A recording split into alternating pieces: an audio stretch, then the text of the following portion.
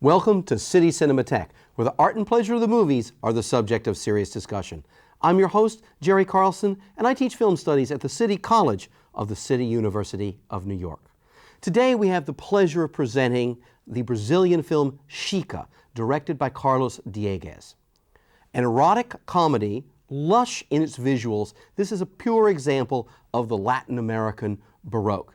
It's also a film that's contradictory in one of its aspects because it would have to be described as, while set in the 18th century, a comedy about slavery. How can that be? Well, in the next 2 hours or so, you're going to see. Afterwards, we'll be able to talk about that contradiction, the colonial society portrayed in this film, and a number of other subjects with today's guest. It's a pleasure to welcome to City Cinematheque Professor Laird Bergad, an expert on Brazilian slavery and Latin American history. Now, enjoy the wacky, interesting, sexy, and deeply moving adventures of Xica.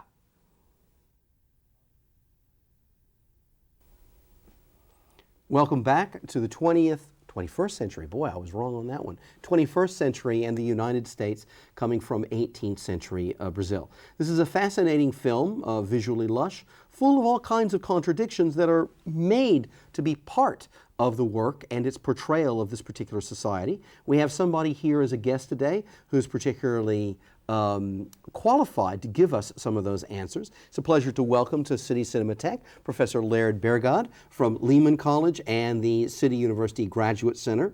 Laird is a historian with a very strong specialty in comparative slave systems of the Americas, and among his many writings, his most recent book is Slavery and the Demographic and Economic History of Minas Gerais, 1720 to 1888. And that's where we're going to start, Laird. We're going to start in Minas Gerais. I'm not sure that we Americans have, apart from some images of Brazil, a notion of where all the states are in Brazil. I mean, there is the Amazon as a region, etc. There's Rio and all that. Locate Minas Gerais sort of historically and geographically just to begin with. Then we'll move on to the colonial era. Minas Gerais, of course, is where the movie Xica is set, in the northern part of the state. It is an interior state of Brazil.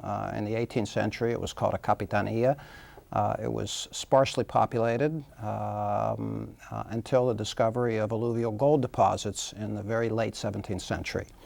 That discovery sparked migration from both the south of the country, from the Sao Paulo region, which was sparsely settled, and I think more pointedly from the northern capitanias of the country, specifically Bahia and Pernambuco. And there was a literal gold rush that ensued in the first half of the 18th century, and in this context, diamonds were discovered. And of all places, what is now known as Diamantina, and what in the film was called Areal de Tijuca. Okay. What was the structure of colonial society in Brazil like in the 18th century? And how was it, to what degree did it share features with, say, pre-revolutionary United States? And what degree are the societies as colonial American societies with, owners, as it were, back in Europe, different? Well, I think that in the first place,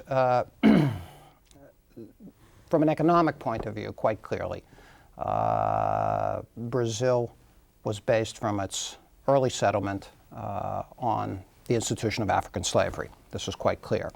A thriving sugar economy developed in the late 16th century and sustained the northern part of Brazil, which was the world's leading producer of sugar from the late 16th century to the middle of the 17th century. And so slavery is a fundamental institution in Brazil as well as in the United States. Right.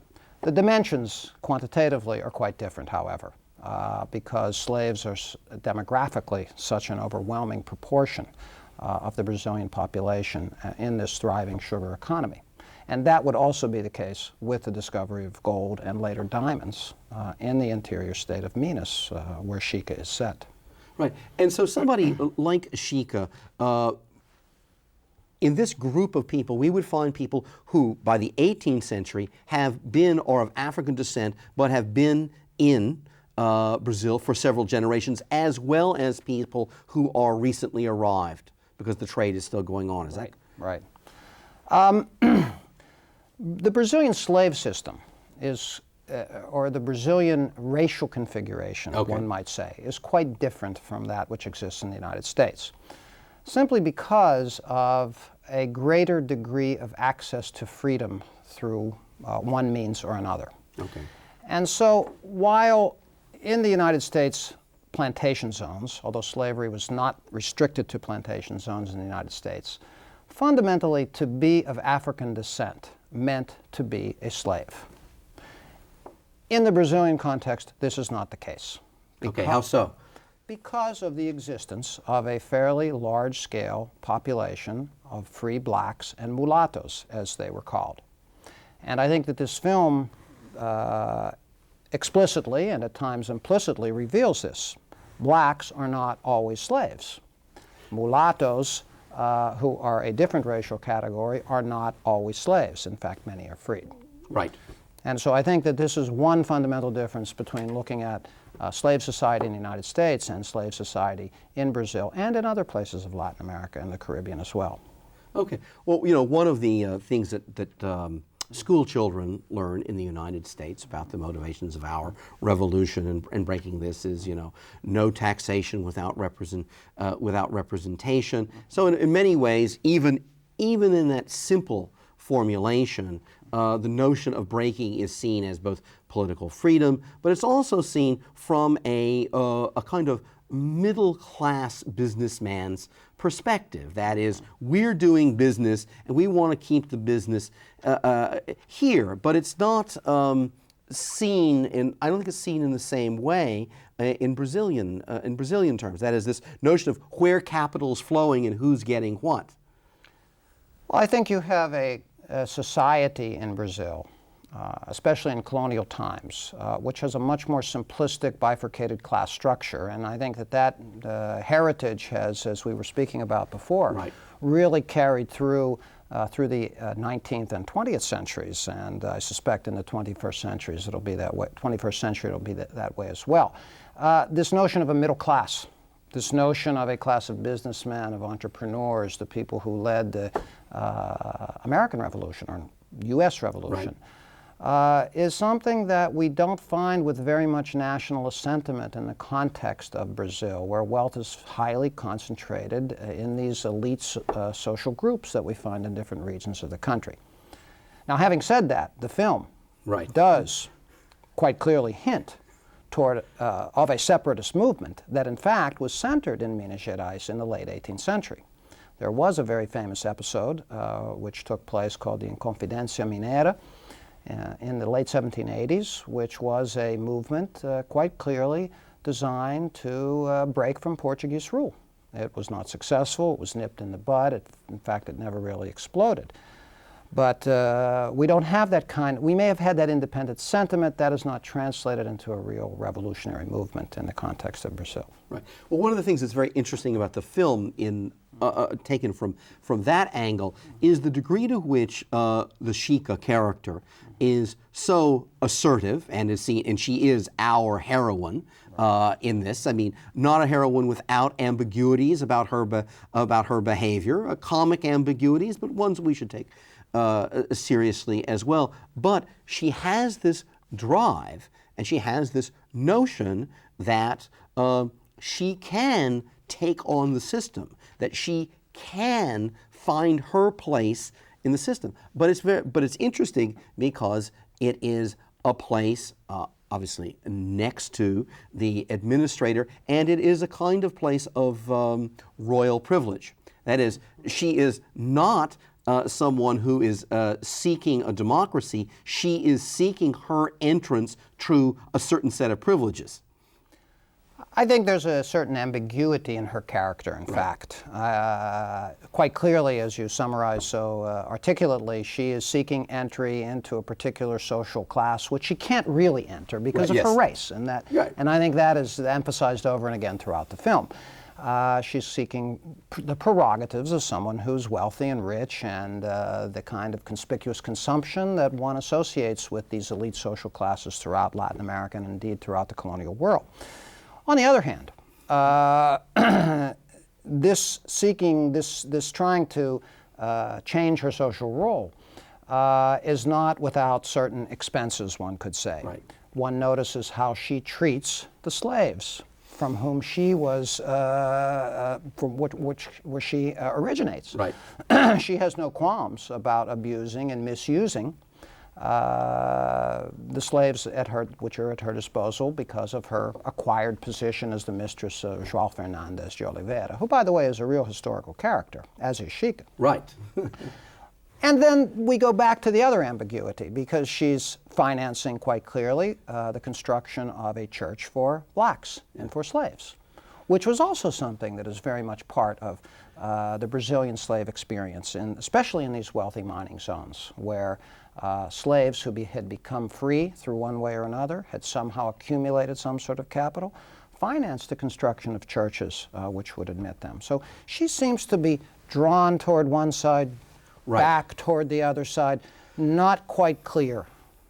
And of course the plot thickens. Her relations with the intendant's wife are, are quite interesting, who is white, Portuguese, a member of the elite. There is this incredible animosity between the two of them, which ultimately is expressed by the intendant's wife in racial terms. Absolutely. This is a black, this is a slave, despite the fact that she has her letter of freedom.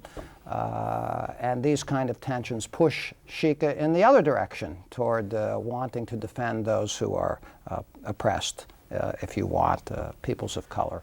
Well, and of course we get the ironies of the, how shall I put it, the various adventures that people are undertaking, so that indeed the young male who has, to some measure, been exploiting her, but at the same time, she's been taking advantage of the opportunities he may afford, and it is she who is able to give him this refuge as a consequence of her activities. She says, hide out in the place I built for all the blacks. Nobody will ever think of looking for you there. And of course, he's so sort of good-hearted about all of this stuff. Right. Good idea. No, irony of ironies. Yeah. He's of the elite social group, the son of a minor official who's on the take, as all the public officials are portrayed in the film. And the irony is that he, of course, is the separatist who is leaning toward independence and is being pursued by the authorities. And the only one who can save him is not a member of his own social class, but rather an ex-slave who was his mistress, lover. Well, this actually brings up the use of locations in the film. Now, you've done a great amount of research in this particular state, or well traveled there. And one of the things one gets from the film, apart from the way costuming is used, and I can talk about that in a minute, is the sense of splendor of this epoch and the wealth generated by it. I mean, by this shooting on locations in Minas Gerais. Well, this was shot actually in Diamantina. All of the scenes are quite familiar to me. I worked there extensively in the local archives and traveled around the region, and the starkness that is depicted in the film is, from an ecological point of view, is quite graphic. I think that probably the costumes were slightly embellished. Yes, that indeed. This is a bit theatrical. There was Carlos Diegues took poetic license, and he's certainly entitled to. But the opulence of elites, the wealth that was generated by elites, I think that that's fairly right on target. That you have this enormous amount of wealth generated by diamonds or gold, or later on other kinds of activities, and conspicuous consumption, once again, was part of the experience of this colonial world. And flaunting wealth, I think, is a universal characteristic of most cultures, and perhaps in the Brazilian colonial environment it may have been a bit more exaggerated than most. Right.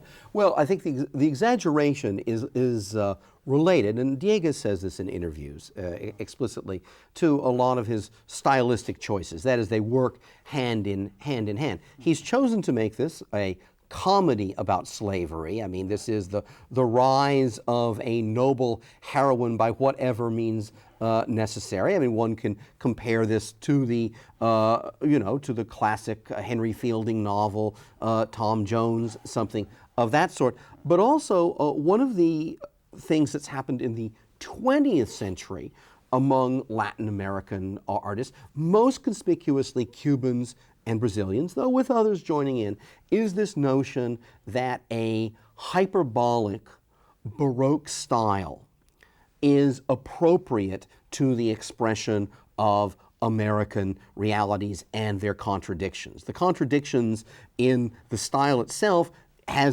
correlates with this. Now, the way that's justified by a number of critics and novelists and filmmakers is by saying, well, look, our first great expressions of art are these Baroque churches.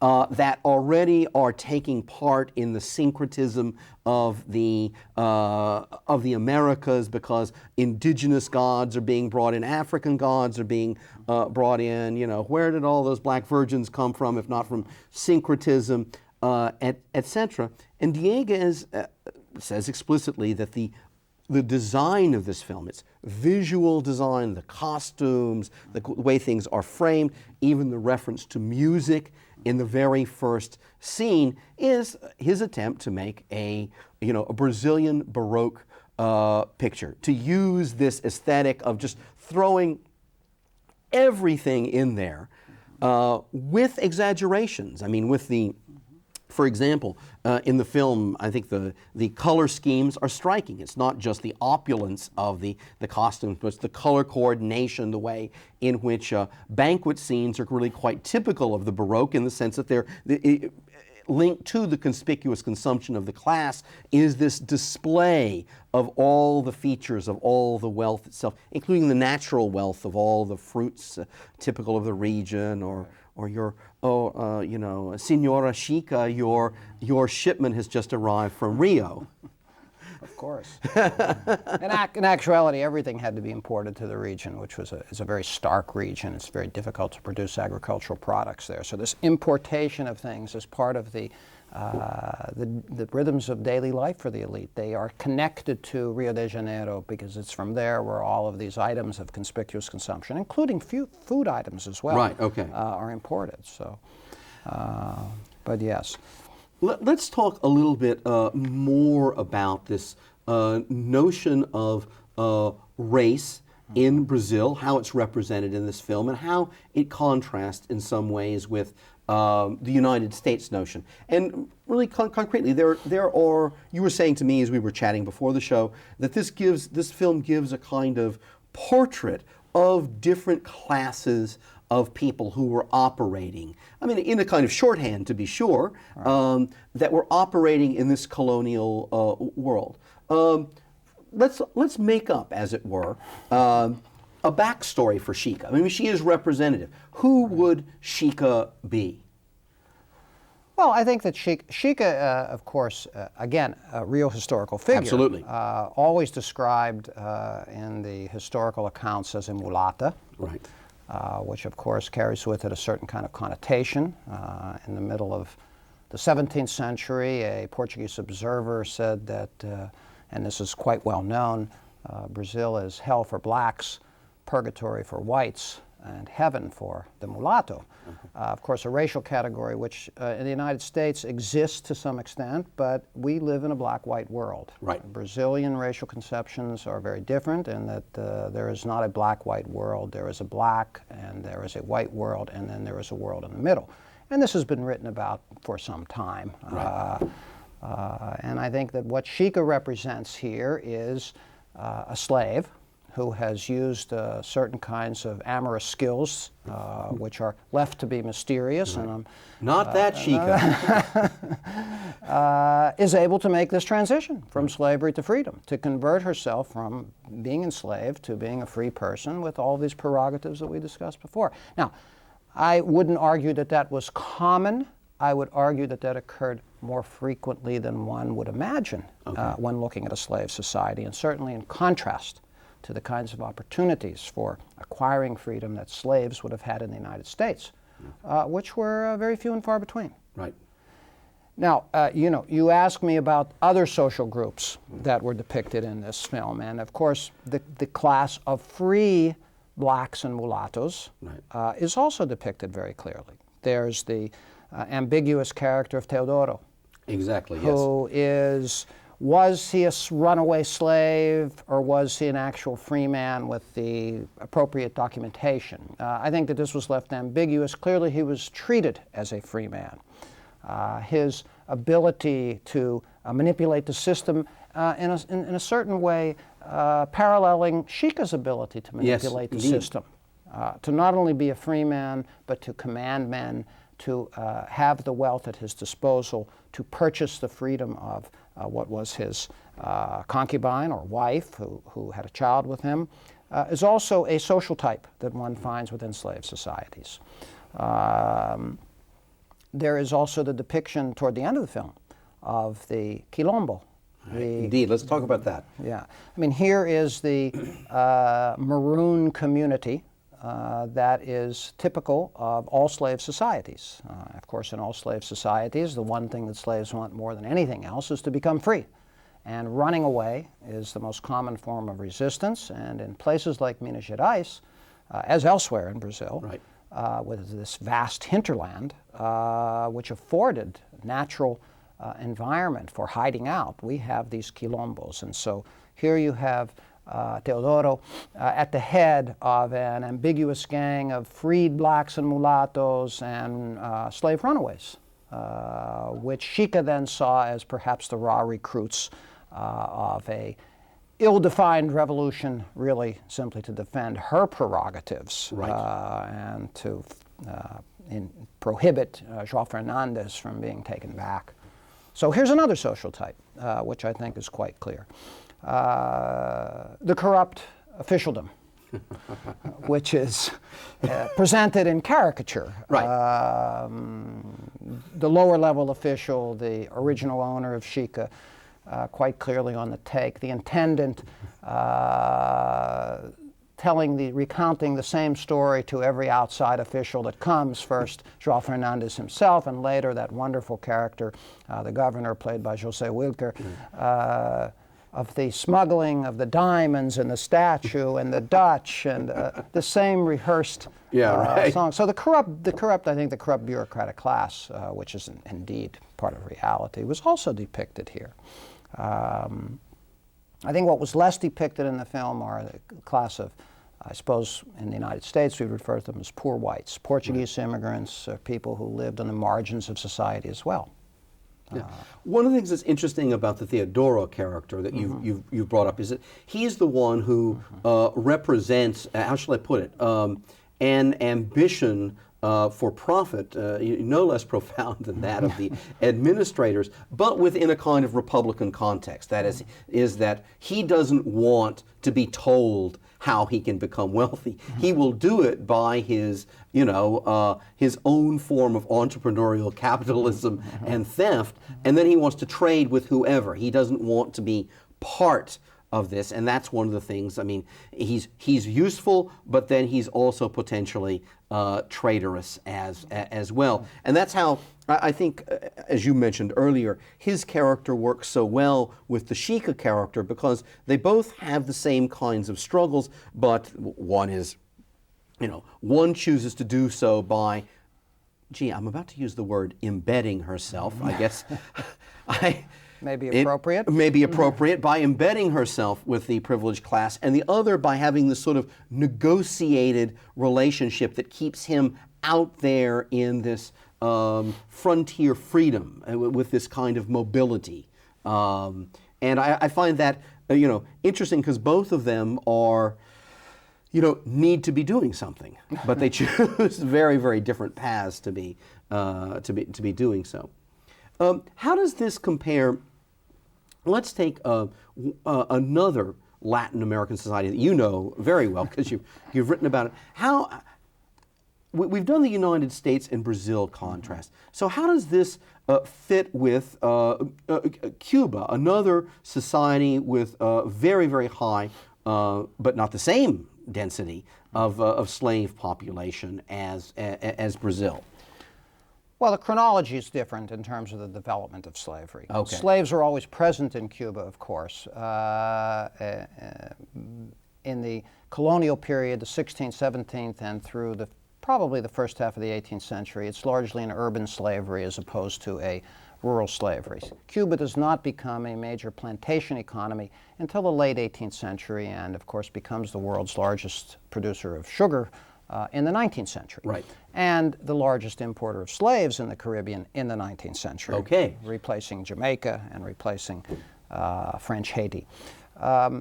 But Cuba, in the heyday of slavery, is very different in the sense that it is a plantation society, right, in which control and security are paramount considerations of the elite, the plantation owners.